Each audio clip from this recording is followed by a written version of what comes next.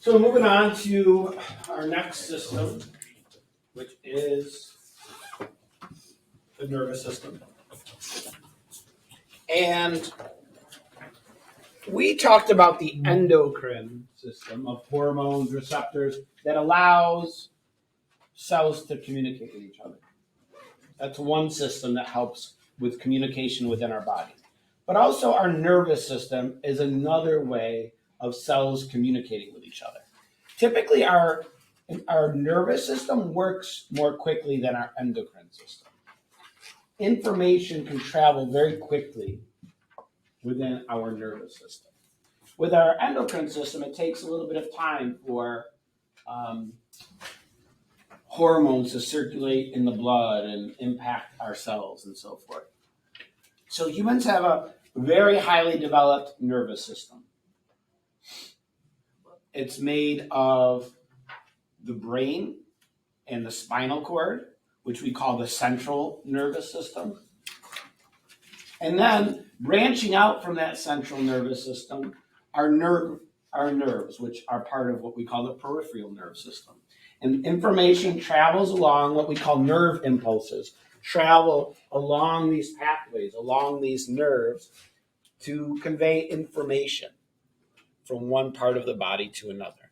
So here we have the central nervous system, the brain and the spinal cord. When we also have attached to our nervous system different receptors, right? We have our eyes, which take in light and send that information to our brain to be processed. Right now, you're listening to me. Sensors in your ears are taking the vibrations of my voice and transmitting them to your brain, where your brain makes sense of them and changes them into words that you could understand. We have pain receptors, heat receptors, touch receptors in our body that take in information. So we have all of these different receptors taking in information, sending it to our brain to be processed, and then we can react to those signals. And we do that through using our muscles and through connections to other parts of our nervous system. So when we talk about sort of the messages that are sent in our nervous system, we have some terms to use. The information or the that's being passed along the nervous system is called a stimulus. And then receptors are special organs in our body or cells that actually can take in information. And then they transmit it through what's called a nerve impulse. Nerve impulses work using electrical and chemical signals. A response is a reaction to some stimulus. And so we see when we imagine how our nervous system works, we might take in some information. A stimulus comes in, our receptors pick it up, sends information to our nervous system, our brain and spinal cord, and then we can decide how to react. And so another neuron takes that message out to an effector or a muscle where some response can happen. And so our nervous system is based on these specialized cells. This is one cell. It looks kind of strange compared to some of the general cells that we looked at. This is called a neuron. And neurons are nerve cells. They're elongated because they take information from one place and bring it to another. So that's why they're kind of stretched out. If we look at the parts of this neuron, the main body of the cell is here, and there's all of these branches that are called dendrites. They allow for lots of connections between other neurons.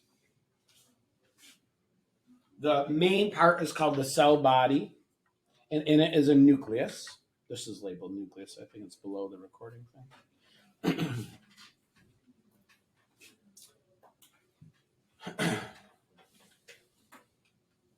The elongated, stretched out strand of the neuron is called the axon, this part here.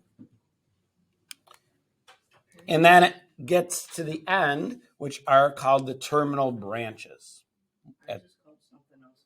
Where's yours? The mainline sheet. Oh no, that's pointing to these little cells around the outside. Okay. At the end, there are little knobs that have chemicals in them. Along the nerve are these special cells. They're called Schwann cells. And what they do is they produce this, it's sort of like insulation. If you ever seen like wires, electrical wires in a home, they're not just like bare copper. They have on the outside sort of a rubber plastic material that's insulation. It helps the signal to be transmitted and not to sort of leave the neuron. So they have this insulation called myelin that insulates the nerve. And then there are gaps between it as well. So the way that our nervous system works is there's electrical signals that get passed. So when information comes into this neuron, say a message comes in from your eyes. The message comes in through these dendrites. And then what happens is the charge in this neuron swaps. And it gets transmitted down the axon till it gets to the end of the neuron to the terminal branches. And so that's why, it's one of the reasons why like an electrical shock can be dangerous. Because all of our nerve cells are working based on this electrical current, basically. And a shock from an electrical wire can interrupt that, can disrupt how our nerves are functioning. A nerve impulse, this electrical signal, can travel 300 miles per hour. So our nervous system works quickly. When it gets to the end of the neuron, the end of a cell, there's a little gap. The gap is called the synapse. Our nerve cells don't directly connect to each other. There's a little space in between each one. It's called a synapse. So to keep the message going across this gap, special chemicals are needed. They're called neurotransmitters. When the message gets all the way to the end of the terminal, it causes these chemicals to be released, and they can send the message on to the next cell, and that process repeats.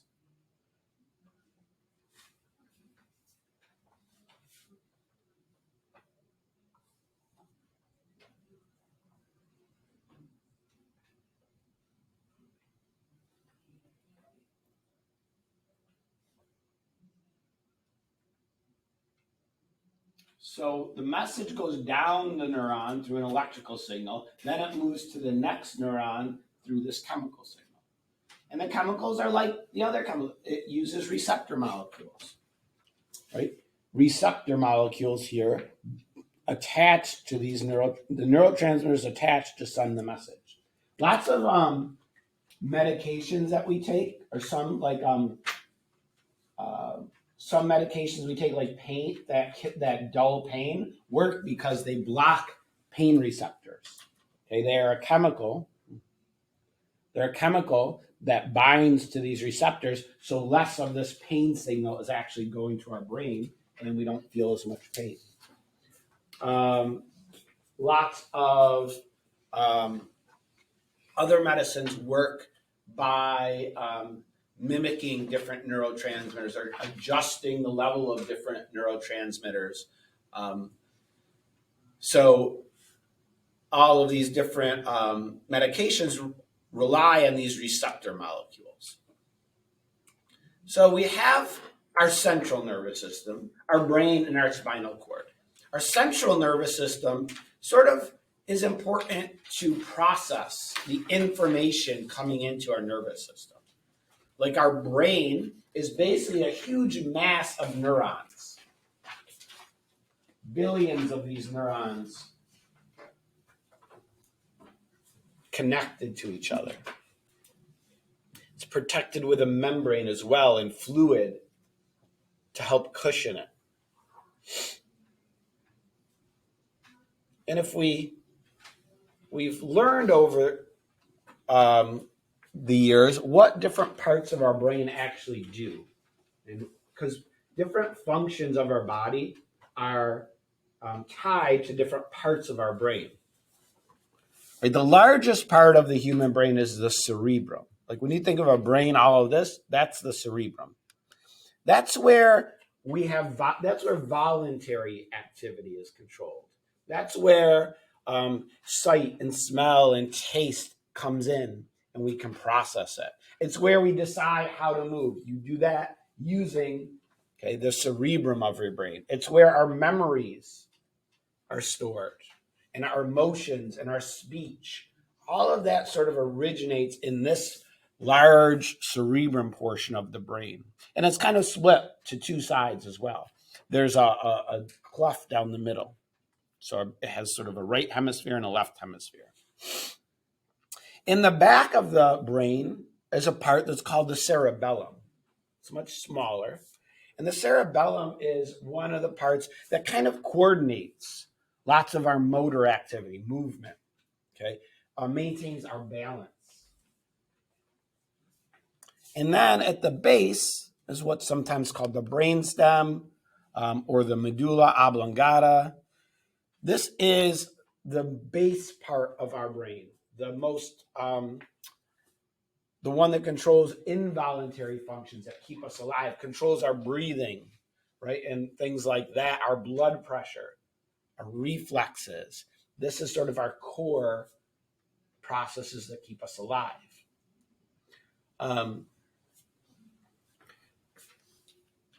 You may have heard of people like the term, sometimes people say like, oh, someone is brain dead.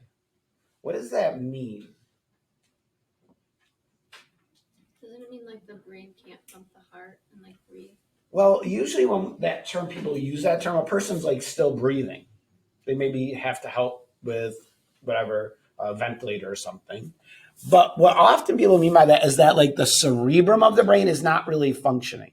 Person isn't conscious. They're not thinking. They aren't processing thoughts, but maybe because of some damage to the cerebrum or some other thing. But their brainstem may still be working, maybe still keeping their blood pressure going and keeping them breathing or keeping their heart rate at the right level. And so they're still technically alive, even though there's no actual brain activity. Different vertebrates have different types of brains. Humans have a large cerebrum compared to other animals. We could see different types of animals and what their brain is. The dark pink represents the cerebrum. And so could see other mammals as well. The brain has in the middle sort of a space filled with fluid. And there's also some glands in there, like our pituitary gland and the hypothalamus that help regulate hormones as well. So it's quite complex, our brain. And like I said, we've been able to trace different actions and different functions to different parts of the brain. So we can see, for example, this is where our sense of smell, the olfactory bulb is centered. We can see, social responses are back here. We can see memory and so forth. How do you think we've learned these things? How do we know like what part of our brain is responsible for vision or language? Any ideas? I'll say this, we've known some of these for a long time, for hundreds of years, before we had like modern technology. The way that we learned a lot of this is by studying people that have brain injuries. If a person has an injury to a specific part of their brain, then people have looked at, okay, well, if you damage this specific part of your brain, what is affected in your life? Maybe damage to one specific part of the brain that we see here, and it makes it a person have difficulty with speech, or maybe damage to the parietal lobe, causes a person to have difficulty walking and moving. And so by looking at some of these brain injuries, we can kind of trace what part of the brain is responsible for which functions. Now, today, we have different type of technology. We have something that's called a functional MRI machine, where basically they put a person, if you ever had an MRI for like a knee or something or some other issue, you go in this big magnet and they image your body. Well, they can do just your brain, and they can find which parts of your brain are active. So they actually have done this. They will put somebody in one of these functional MRI machines and have them play a musical instrument. And they look at which parts of their brain are more active. Or they might ask a person to try to think back to their childhood and look at which parts of the brain are working in that. And so they've been able to sort of map different parts of the brain to different activities. The base of the brain connects to the spinal cord. So our spinal cord here goes down the base of your brain through the back of your skull, and it goes through, what are these bones called? Spine. So kind of like, what is this yellow thing? Spinal cord. Each of these individual bones is a vertebrae. They have a little tunnel through them. That tunnel is where our spinal cord goes. So these vertebrae actually protect our spinal cord because it's conveying all of this information from the brain to other parts of our body and up to our brain. And so the nerves branching out, so what you see in this model, there are these branches that come out at each vertebrae. They lead to all the different parts of our body. So obviously these don't show all of them, but they're all branch out to different parts of the body to bring information back and forth out to our parts of our body and back to the central nervous system. We have the top nerves are called the cervical nerves, and the thoracic nerves, lumbar and sacral. And so those nerves are really important because they send information back and forth between the peripheral nervous system and the central nervous system.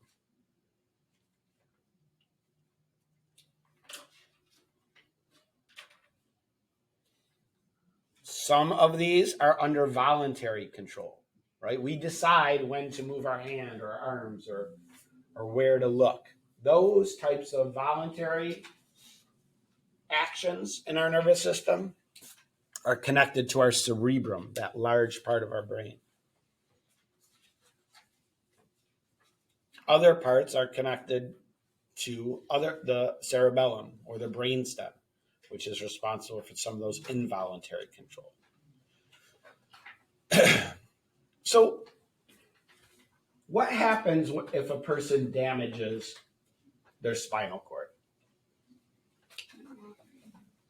Paralyzed. Could be. Why? If a person damages their spinal cord, why could that paralyze them? That's like required to walk. What's required to walk? Spinal cord. And why? Why is the spinal cord required to walk? Because the brain has to send the right signals to walk. Right. Your brain, when you're walking, your brain is sending the message from your brain down the spinal cord to the nerves that go to your legs down here, goes to the muscles in your legs, and it tells them basically when to move, when to contract. If there's damage to the spinal cord, that message, your brain still is sending the message. Your leg muscles still work fine, but the message gets sent, but it gets to the damage and it can't go any further. And so if a person damages their spinal cord down here, way down low, they actually don't lose the use of too many functions. If they damage it up higher, the higher a spinal cord injury happens, the more loss of functioning there is. If a person damages their spinal cord here in this green area, that's where the nerves to the leg muscles come out. And so they might not be able to use their legs. Does a person that has that, do they feel anything from their legs? No, for the same reason. Let's say pain receptor in your leg, it still works. It sends the message, but the message gets to the brake and it can't go any further. The message can't actually get to the brain. And so you can't feel anything from those parts. If you have a spinal cord injury up higher, then a person might lose the use of their arms and their legs because, again, anything below the brake is not going to function. And so a very high spinal cord injury could be fatal because that's where the muscles that control our diaphragm are. You know, the person that damages their spinal cord way up here might have to be on a ventilator to allow them to breathe because the muscles to our diaphragm are way up there. Doctors have not perfected a way of repairing spinal or nerve tissue, really. You know, if you break a bone, a cast, and then 6 weeks later, it's just as strong, really. If you get a cut on your skin, the cells regenerate. That's not true of nervous tissue. It doesn't regenerate and regrow. Of course, it's an area of research. If scientists could find a way to cause nervous tissue to repair itself, then they could help people that have these sort of spinal cord injuries, but they haven't done that yet. Some scientists work on an artificial pathway of sending information from the brain to the muscles using electricity, using electrical means. But again, that's not perfected either. We also know that sometimes we can react to a stimulus without actually thinking about it. These are called reflexes. If you touch a pan that was on the stove and it's hot, what happens? Do you feel that it's hot and you decide, oh, I'm going to take my hand away?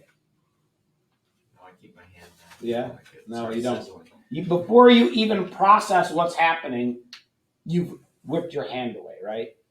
It doesn't even, if you burn yourself, it doesn't even hurt yet, right? Because we have some built-in reflexes. You have pain receptors and heat receptors in your hand that send the message to your spinal cord and right back out to your muscle, causing you to yank your hand away, even before you felt that it's hot. That's called a reflex. We have several of those sort of built into our body. They're very fast because they don't go to our brain. They don't require us to think and say, oh, I better take my hand away from this really hot plate and then remove it. You know, when you go to the doctor and they like tap on your patellar tendon and your leg like kicks forward, like you're not thinking about that. That's a built-in reflex to our body. I've never done that. They never did that at the doctor. It's a test of your nervous system. You have to sit on that table with that weird crunchy paper on it and your like legs dangling, and then they knock on your. You know what I'm talking about? They don't do that at the doctors, but I remember they did it at like Horizons Day once. Like, Oh, we took maybe this, like, they don't do picture. it at like your annual. Really? No. Oh, maybe it depends on your actual doctor. They have like It's the like mallets checking in for the room that scoliosis they and use, stuff. but Yeah. like, they never use them. Ask them next time. Say, hey, I think my reflexes are messed up. Could you check? You know what I'm talking about? That crunchy, gross paper. Yeah. Oh, it's awful. I know. I don't know what. Can't they come up with something better They than just that? don't want to clean the table every time. No, I understand it's like hygienic, but it's just kind of weird. Anyway, I don't know why we're talking about that. So let's talk about a couple malfunctions or diseases or disorders of the nervous system. So obviously our nervous system is really important for us to live and communicate and take information, do just about anything. And there's lots of different diseases that affect our nervous system. And so we'll just list some of them off here. Cerebral palsy is when during birth and during development, for some reason, there's been damage to the brain. And it leads to sort of difficulty with coordination, movement, maybe speech and motor function. It could lead to paralysis. And it's not really something that can be cured. It can be treated with like different types of therapy, like physical therapy, occupational therapy, speech therapy. But like the damage to the brain is done, and it's not going to be. You can't fix that with modern medicine. So we treat sort of the symptoms. Lots of neurological diseases you can't cure, but you can help a person learn how to better manage them. Meningitis is one you may get. Maybe if you go to college, you might get a meningitis vaccine. That's usually when people get it. But meningitis is an infection of the lining of your brain, of the membranes that surround your brain. And if that gets infected, it can lead to swelling in your brain, which could lead to damage to the brain. It's sometimes there can be outbreaks of meningitis. And so in college, when people live close together, it's more likely to spread from person to person. So lots of times colleges will require students be vaccinated for meningitis. A stroke is when there's a loss of blood flow to a part of the brain. It could be because of a break in a blood vessel. It could be due to a blood clot, but for some reason, blood was not flowing to a certain part of the brain. And then, as with any tissue, if there's not blood flowing to tissue, it can't survive. It dies. And so that's what a stroke is. And so I don't know, you'll see lots of times like billboards or advertisements saying, like, if you suspect a person might be having a stroke, what's most important is that they get to the hospital as soon as possible, because the longer that person goes without blood flow to that part of the brain, the more impairment there's going to be. So when a person is suspected of having a stroke, they go to the hospital. There's certain procedures they take to help them to try to minimize any damage that might be happening to that person. Polio is a disease that we don't really think about anymore. Why? Look here. We have a vaccination. Although, as there has recently in the last few years, sometimes there have been a couple outbreaks or a couple cases of polio. Basically, we eradicated polio. We eliminated it using vaccination. What was polio? I mean, it still is, but what are the symptoms of polio? Paralysis, weakness, muscle wasting. Very good, Ryan. I'm very impressed by your knowledge of polio. Thank you. Do you know anyone famous that had polio? Adam Sandler. Roosevelt. President Vice Roosevelt. Yes, President Roosevelt. FDR had polio. And what did he do? Do you know anything about? Oh, yeah. He tried to hide. He hid the fact that he had difficulties due to polio at the time. Didn't he have issues walking? Yeah. So, but they would like hide a wheelchair or things like that in like public appearances. But yeah, there's. I thought I had. Oh no, the other slide is in. Oh yeah, so polio is treated via immunization. A polio vaccine was the first vaccine that was widely produced, and basically took millions of people getting polio to very few people getting polio. So it was a huge medical advance. These are just some pictures of different things. This is showing the effects of a stroke. Here, a blood vessel has ruptured, and so the blood's not getting to a certain part of the brain. Here, it's a blood clot that did this, but the effect is the same. You lose the flow of blood to a part of the brain, it starts to break down, starts to die. And here we just have, this is meningitis, this fluid that's between the brain and the cranium, the skull. If it gets infected and swells, it puts pressure on the brain. Do you know how they treat sometimes pressure on the brain for one of these things? Like, put like a hole in it. Yeah, they can sometimes drill a hole through the cranium to relieve some of that pressure. Some other diseases, multiple sclerosis is when that insulation that we saw in the diagram of a neuron gets broken down. and therefore nerve impulses are not transmitted effectively, and it could lead to sort of a loss of control or problems with vision and so forth. What's double vision?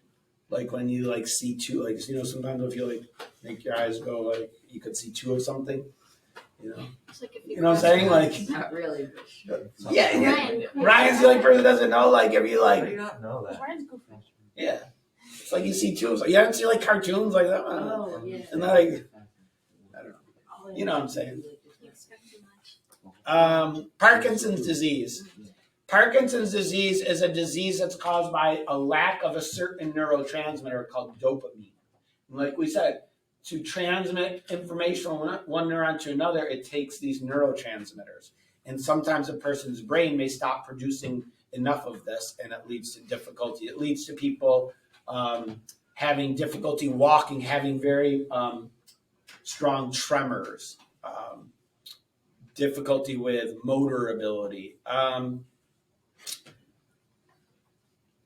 Muhammad Ali, if you ever saw pictures of Muhammad Ali as he was older, he had Parkinson's disease, and he talked very slowly because the medications that help with Parkinson's kind of dull or slow down the body's movements. And so when he was being treated, it sounded like he was moved very slowly and talked very slowly. It was to help with some of the symptoms of Parkinson's. Alzheimer's is